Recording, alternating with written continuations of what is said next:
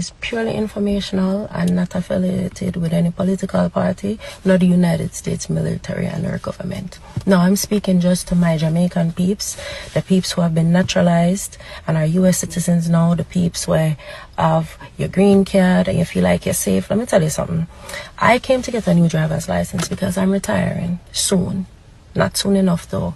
And I have to get something called a real ID. So I'm going to bring everything in. This is my 3rd time here, Dirty DMV.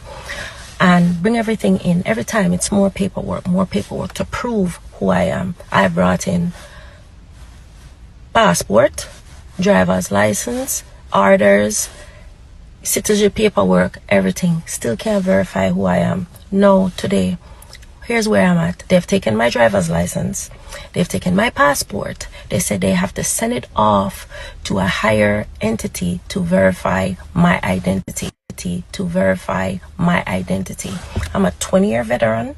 I've had 5 diplomatic U.S. passports. I've had 3 regular U.S. passports. I have lived in this country for 25 years. And again, I'm in uniform. And you're treating me like I'm an illegal alien trying to use false paperwork to get a real ID.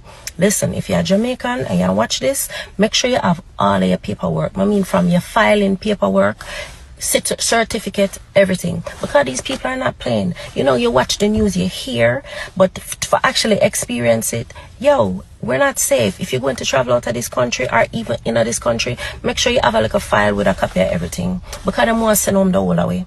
Okay? And again, this is just my opinion. This is information. Take it if you want. If it don't apply to you, all right, cool. But